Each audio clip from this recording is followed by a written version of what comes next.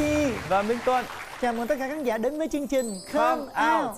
Rồi, xin mời khách mời của ngày hôm nay. Thì cái người mà gọi là chú rể mới lên, nó mới vồ vào em, nó mơn trớn thì em sợ quá, em mới bùng cửa em chạy. Đêm đó em đi ra ngoài tiệm net em ngồi á, sáng cái bắt đầu em không về luôn. Gia đình mới tá hỏa, mới là kêu là mẹ là cấp cứu rồi, bây giờ mày không về là không được, mày phải đi về đi chứ không thôi là mẹ mày chết.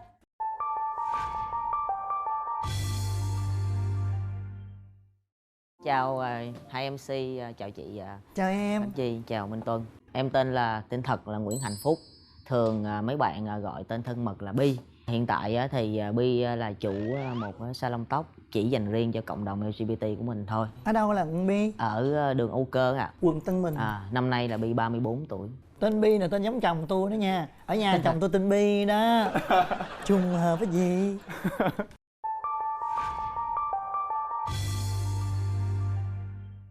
Bây giờ tôi có thể hỏi đôi nét về cái quá khứ của mình. Khi nào mà mình phát hiện ra cái giới tính của mình nó khác biệt như vậy? Bi được sinh ra trong một gia đình gia giáo tương đối là có điều kiện. Từ nhỏ đến lớn là Bi chỉ có biết học thôi. Ấn tượng không tốt đối với Bi đầu tiên mà dành cho gọi là người nam giới á, là ông thầy đại học Gan á, thì ổng giống như kiểu như là quấy rối tình dục. Dạ đúng rồi. Giống như thích mình rồi sờ soạn đùa cợt gì đó. Sờ soạn các thứ. Lúc đấy là Bi bao nhiêu tuổi? 10 tuổi. 10 tuổi mà sao mình lại bị như vậy? Ông thầy đó ông bị cái gì vậy trời? Thì cái đấy bị bệnh tâm lý mà chị, thích trẻ con. Mới xin nhà nghỉ, mà nhà hỏi tại sao thì cũng không có dám nói. Lúc đấy cái tâm trạng của Bi như thế nào? Sợ lắm, không hiểu là cái đó là cái gì. Chỉ biết là sợ, mà chỉ biết đó là cái ấn tượng là rất là xấu. Có phải do như vậy mà Bi cảm thấy mất cảm xúc với nam giới không? Không phải đâu. Nhưng mà đó là một cái ấn tượng không tốt. Nhưng mà ngày xưa cho Khánh Chi hỏi Bi để tóc làm sao? Để tóc dài. Nhưng mà mặc đồ là con gái hay là mặc đồ con trai? Hôm nào mà được mặc đồ con trai hạnh phúc lắm. Bố mẹ bắt mặc đồ con gái thì cũng phải ráng mặc. Này nói thiệt nha, từ nãy bước vô tôi không nhận ra đó. Rồi tôi con trai. Khi em mới nhìn Bi em tưởng con trai. Thực sự luôn á. Em hạnh phúc quá rồi khi mà chị không nhận ra em. Vậy từ khi nào Bi phát hiện ra là mình thích một bạn cùng giới? Bắt đầu năm lớp 6, lớp 7 nhìn những bạn nữ và nhiều cái sự mà quan tâm của họ đối với mình đó là mình cảm thấy là mình rung cảm. Mà nhìn nam giới thì không cảm xúc, giống như là hai thằng đi chơi với nhau. Mình bắt đầu thích là mình có tỏ tình không? Sợ là tỏ tình ra mình sẽ mất cái tình bạn đó, cho nên là mình không dám. Rồi cái tình cảm đấy nó tiến triển như thế nào, hay là tình bạn đấy nó có phát triển gì hơn không? Nó nhích hơn một chút,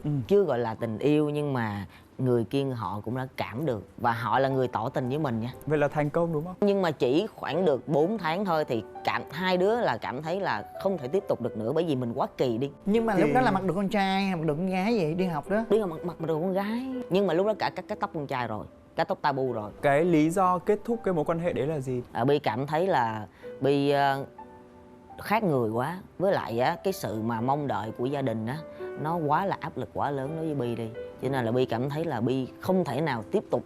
Mình cảm thấy là mình sai rồi. Sai là sai cái gì? Sai là giống như là tại sao là mình là con gái mình lại đi yêu con gái, cảm thấy là mình có lỗi với lại gia đình của mình. Là Bi chưa chấp nhận được bản thân mình đúng rồi. Không? Đúng rồi, chưa chấp nhận được.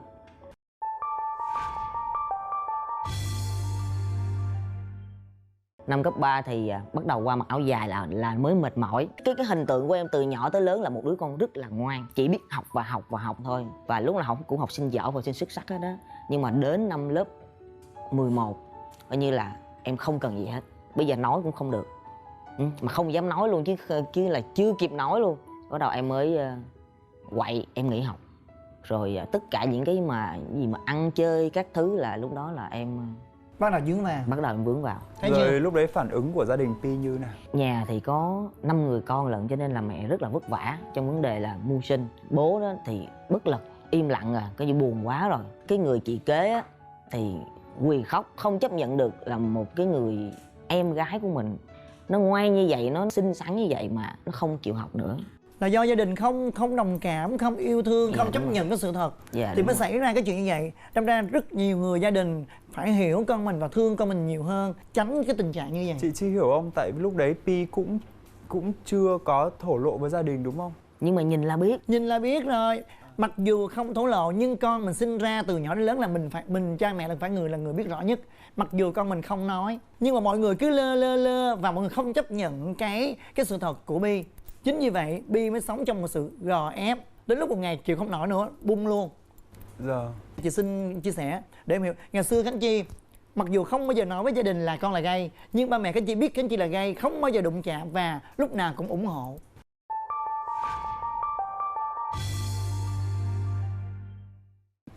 cái quá trình mà Pi nổi loạn á, Pi có nhận cái hậu quả gì cho bản thân mình không? Thì cha mẹ nào á cảm thấy là cái con đường như không tốt nghiệp được cấp 3 coi như là giống như là nó không có còn gì mà để nói nữa, mà đã vậy mà còn quậy nữa. Cuối cùng thì mẹ Pi mới hướng là cho Pi lấy chồng.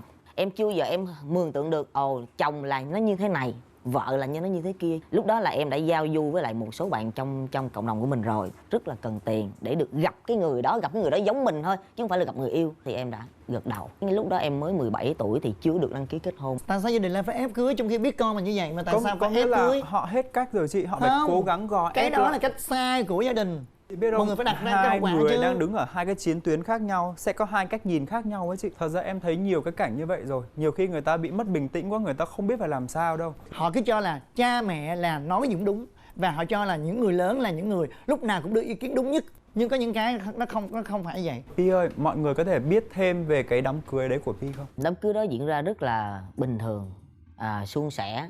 Mà em mơ hồ tới mức là buổi sáng là bắt đầu người ta gắn tóc giả vô. Em cứ nghĩ trong đầu là ráng tới tối á là mẹ sẽ chia cho mình một ít tiền rồi mình sẽ được đi chơi với bạn. Tới tối bắt đầu là mới đưa lên phòng, cái gọi là phòng tân hôn. Em mới hỏi là chị á là ủa sao chị ơi, sao mình lại đi lên đây, em không đi về nhà em ngủ hả? Chị em mới nói là không, hôm nay em ngủ ở đây một ngày đi. Cái em mới đi vô trong đó em tắm.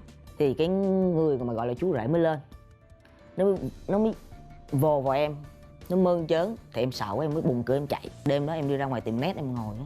Sáng cái bắt đầu em không về luôn. Gia đình mới tá hỏa, mới là kêu là mẹ là cấp cứu rồi, bây giờ mày không về là không được, mày phải đi về đi chứ không thôi là mẹ mày chết. Em sợ quá em về thì mới kiểu như là tó được rồi. Đó là cái phía bên nhà bên chú rể đó, người ta mới hiểu được là cái bên này có vấn đề. Thì cái anh chàng đó anh mới gặp em luôn, nói là anh mới nói tiếng Anh là are you lesbian. Ủa cái người đó người nước ngoài Người hả? nước ngoài, Việt kiều, bởi vì họ mới hoàn toàn không biết gì về mình. Nhưng mà hai người chỉ mới gặp nhau là cưới luôn. Lần đầu tiên là gặp để uống trà Uống trà nói chuyện hai bên rồi sau đó là kết hôn luôn. Kết hôn luôn. Bên nhà em là quá biết con mình như thế nào rồi, để tiếp xúc càng lâu thì càng bể chuyện. Xong thì bên em xong mà mới sao là trả lễ. Em mới bắt đầu em bị nhốt. Cái hình phạt dành cho cái sự mà dám cãi lại là em bị nhốt ở trong cái nhà của bố mẹ em 3 tháng trời, không có ra ngoài đường, không có biết ai chứ. Bây giờ chắc người ta gọi là tự kỷ á, nó gần như là stress giống như chỉ muốn chết thôi. Mình không tưởng tượng được mà nhốt con mình trong nhà 3 tháng là sao trời. Em cũng chưa bao Không giờ tưởng tượng biết được thật sự luôn. Nhà em có dù có 3 lầu thì em sẽ là cái lầu cao nhất, sẽ ở trên sân thượng. Mà nhiều khi em ngồi ở vất vưởng trên sân thượng á, em nói phải chi bây giờ nhảy xuống thì không dám nhảy, phải chi á ngồi cố tình ngồi ngay cái hành lang vậy đó cho nó dấp té, cho nó chết cho rồi đi, nhưng mà không chết được. Mà chị hỏi thiệt nha, theo em kể vậy thì chị hỏi một câu thôi, vậy ba mẹ em có thương em không? Thương chứ, ba mẹ nào không thương con. Nhưng mà sao mà nhốt 3 tháng trời? Thương theo cách của họ. Đúng rồi chị ơi, họ tại chưa vì hiểu họ mà chị. nói là em, chính vì em giao du với cái thành phần đó cho nên em mới thành như vậy, chứ họ không chấp nhận con họ, là bản năng nó là như vậy. Ví dụ mình giam chừng 3-4 ngày tuần lễ để mình hù dọa hăm dọa thôi, chứ không thể nào kéo dài 3 tháng trời như vậy được. Chị biết không, nhiều khi bố mẹ của Pi lúc đấy cũng không bình tĩnh nữa chị. Họ chưa hiểu chuyện gì đang xảy ra, họ không hiểu vấn đề. Nhưng cách đây mà cho chị hỏi là cách đây cái câu chuyện này xảy ra bao nhiêu năm rồi? Năm nay em 34, 35, năm đó em 17 tuổi. Gần 20 năm rồi chị. Gần 20 năm rồi.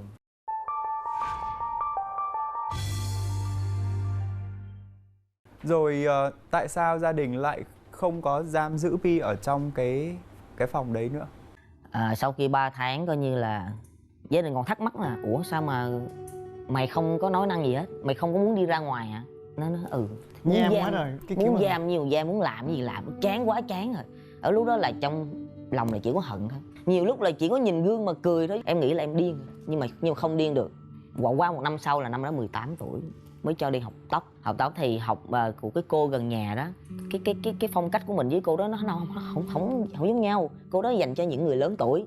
Em mới xin gia đình cho đi học lại lớp 11. Mà người ta học có 1 năm thôi, em học tới 4 năm lận. Vì sao mà 4 năm?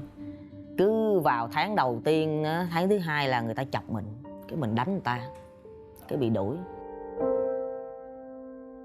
Có nghĩa là cái cuộc đời của em á, nó cứ nhảy tới nhảy luôn, nhảy tới nhảy luôn. Thì em loay hoay, em không kiếm được cái gì mà cho là đúng với bản thân mình. Ngay lúc đó, ngay thời điểm đó thì em cắt tóc, là đi tới đâu là người ta cũng hơi cười khỉa khỉa. Tới nói ủa con gái sao cắt tóc con trai kỳ vậy. Mà vô tiệm tóc nữ á, thì á, nó lại cắt, người ta lại cắt thành tóc nữ. Mình không nói cho người ta hiểu được. Thì sau khi học trung cấp á, thì cảm thấy là nếu mà học chữ á, thì mình vẫn phải là bị gò bó, không có được thoải mái. Thì chỉ có tóc á, mới dễ dàng để cho mình có một cái phong cách riêng cho mình. Mà ngay tại thời điểm đó, ví dụ mà mặc đồ mà có lai lai con trai chút xíu, người ta cũng không có nói. Em mới nung nấu. Sau này sẽ có những bạn giống như mình sẽ có chí mình mở được một cái tiệm tóc để mình cắt cho họ, để họ khỏi phải mà ngại ngùng ngỡ ngàng gì đó. Ít nhất là cái bước đệm đầu tiên họ sẽ không có khó khăn giống như mình vậy. Em bắt đầu em đi học tóc. Thì vô trong đó nha, 7 người con trai, trong đó có một mình em vậy thôi. Là 7 thằng đó nó lười ơi là nó lười luôn. Mà lúc nào nó cũng được thầy nâng niu hết trơn á. Còn em á, em ráng học, biết thân biết phận của mình. Rồi ông còn hỏi là mày bệnh vậy á, có lây cho con tao không? Có lây cho con tao không? Mình bào chữa cho mình giống như là mình đang là tội phạm á. Nói không có đâu thầy ơi, cái này đâu có bệnh đâu thầy, cái này không phải là bệnh. Đó thầy có gì thầy coi báo lại đi. Nó nói, ổng cười hề hề, ổng nói tao sợ mày lây cho con tao. Có nhiều người họ không có kiến thức á chị. Thật sự họ không có kiến thức về vấn đề này, nên họ lo sợ cái đấy. Đến bây giờ vẫn còn nhiều người lo sợ điều đó mà. Trời ơi, cái này đâu phải là bệnh đâu trời. Thiệt luôn á, mọi người chán, mọi người ghê. Mình đâu có thể bắt mọi người hiểu hết không, cho mình được đâu. Đôi lúc mọi người cũng phải nên tìm hiểu. Cái gì mình không biết mình phải tìm hiểu để mình biết, để mình xác định cái đó nó rõ ràng, để không tội cho người khác. Cái thời gian hiện tại bây giờ á, thì em nghĩ là nó đỡ hơn. Cái xã hội giờ nó đỡ hơn. Còn hồi xưa kiểu như là đi đâu mà thấy người ta ngó ngó mình cái là mình tự mình nhột, tự mình thấy mình ngại, mình bị nhút nhát người ta. Mình co lại liền. Dạ đúng rồi. Nói chung là trong cái quá trình đó mà học với làm của em á, nó không có được suôn sẻ. Giống như là tại vì em đã chọn con đường để em đi. Ở trong gia đình á, em sướng như một ông hoàng. Em không muốn, em không chịu được, em phải đi ra ngoài. Thì trong khoảng thời gian em học chữ cũng như học tóc á, em đi làm xe ôm, đi bán đĩa dạo. Hồi xưa hay bán đĩa ngoài đường á, cho chị. Rồi đi rửa ly, rửa bát, nói chung ai say gì làm đó. Rồi ngủ ngoài gốc cây luôn. Vậy là Pi phải tự lo hết việc học hành và sinh sống của mình bằng tiền mình tạo ra? Không, học hành á là bố mẹ đã đóng hồi đầu năm rồi. Đóng cho nguyên một năm. Đóng cho nguyên một năm rồi, cho nên là cái việc mà đi ra ngoài thuê nhà và sinh sống là tự một mình đi làm. Đó là Pi có cái bệnh là cường giáp á. Nếu như mà trong vòng một tuần á mà không uống á là nó mệt, tay chân nó run hết, không làm được gì hết, mà cũng lì lắm. Kệ, đi rồi tính, đâu có chết được đâu mà lo.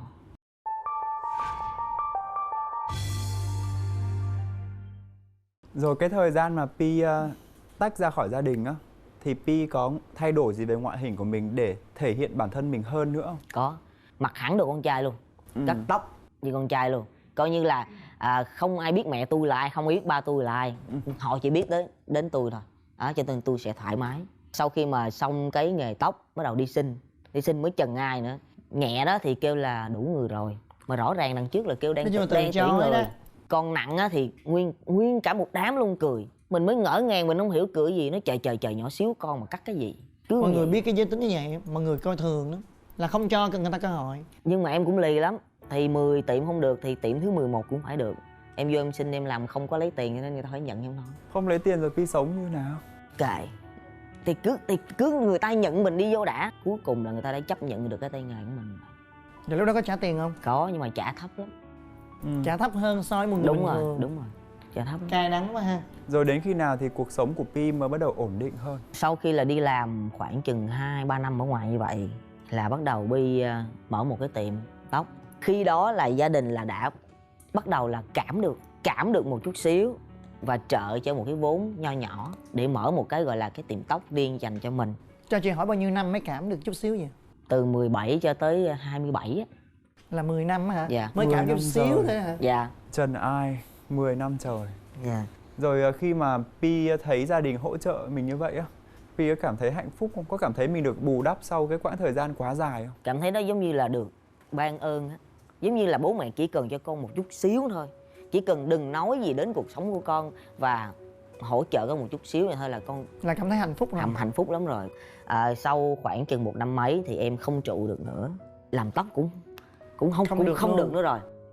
Thôi giờ đi học lại đi ha, học tiếp, Học chữ Đi lại. học chữ. tiếp. Em tiếp tục em học lên cao đẳng. Học lên cao đẳng rồi bắt đầu em mới là công tác ở trong trường cao đẳng công nghệ thông tin. Đó, em công tác trong đó là 4 năm. Thì trong 4 năm đó là lúc nào á tại tay xăm tùm lum, lúc nào tay cũng cài măng xết vậy nè. Thì 4 năm mà như vậy cứ 8 tiếng á lại đi vô trọng á, sinh viên mấy ngàn sinh viên người ta trọng dụng mình lắm, ta gọi mình là cô. Nhưng mà sau 8 tiếng về là lột bộ đồ ra một cái là mình lại là mình.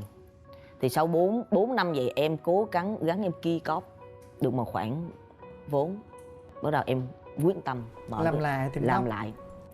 Bởi vì chỉ có tiệm tóc, chỉ có như vậy mới khẳng định được mình là ai và đưa được cái cộng đồng của mình nó đến gần nhau hơn. Em thích như vậy. Rồi đến bây giờ thì gia đình của Pi đã chấp nhận Pi Đã chưa? chấp nhận Pi Đã chưa? chấp nhận rồi. Bây giờ là chấp nhận hoàn toàn Vậy là rồi. Thắm hiểu hết rồi. Thấm rồi, bởi vì một khi mà mình đã tự lập được về kinh tế nó vững vàng á thì mọi thứ á, nhìn nó sẽ nhẹ nhàng hơn.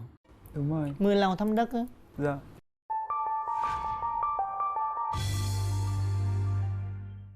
Cái quá trình trong cuộc sống của mình á, nó trần ai như vậy, còn đường tình yêu của mình như thế nào? Có trắc trở Có đâu. ngọt ngào hơn như vậy? Tình yêu là 100 lần trắc trở luôn. Cuộc đời sao mà ngàn lòng quá gì. Hồi xưa thì ta hay kêu ô môi, nửa nạt, nửa mỡ. Như vậy mà gặp được một cái người á mà đồng cảm với mình, chịu đi chung với con đường, đi song song với mình á, là coi như là mừng lắm rồi, vui lắm rồi. Nhưng mà ai thì cũng vậy. Mà sau một thời gian thì người ta cũng phải bỏ mình đi. Bỏ mình đi với nhiều lý do. Thứ nhất, không có kinh tế. Mình đang chật vật, mình đang vật lộn với chính cái cuộc sống của mình, chính bản thân mình thì lấy đâu mà kinh tế mà để nó vững vàng hơn. Người khác. Ở đây em không trách ai. Phụ nữ là phải như vậy. Phụ nữ thì họ cần một cái sự gì đó gọi là dựa Người dẫm. khác lo lắng. Có Dựa một cái bờ dẫm. vai nó vững chãi hơn. Chỉ là tình yêu mà mình nói bằng lời á. Yeah.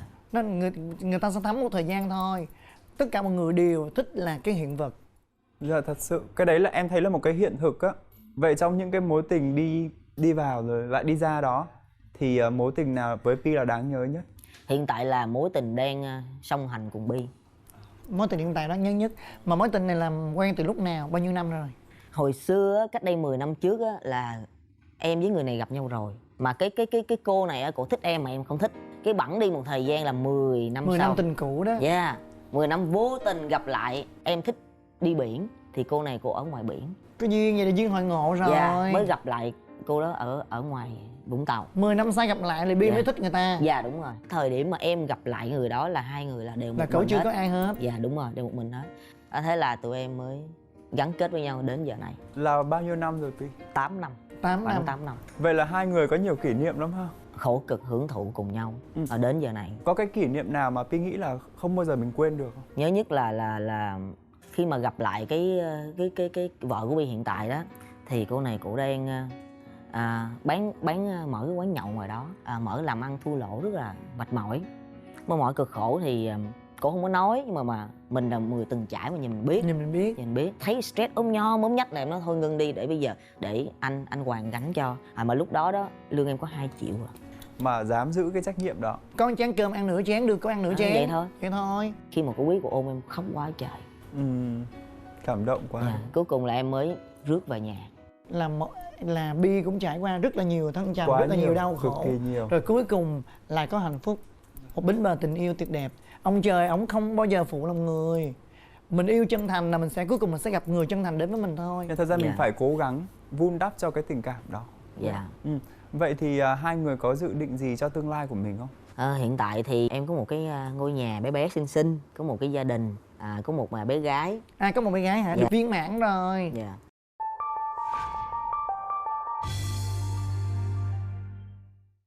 Rồi cái cuộc đời của mình á, thăng trầm nhiều như vậy á, Tuấn nghĩ là Pi có rất nhiều bài học, đúng không? Vậy Pi có lời nhắn gửi nào dành cho những người có cùng hoàn cảnh như mình không? Pi muốn nhắn gửi đến những bạn ở trong cộng đồng của mình là không có gì là không thể, chỉ là thời gian thôi.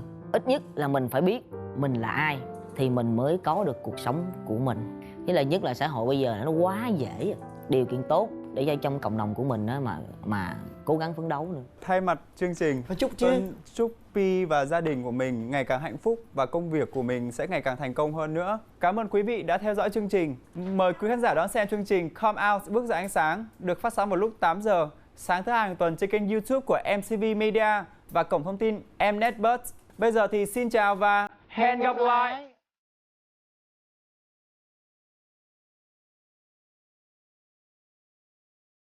Hẹn gặp lại.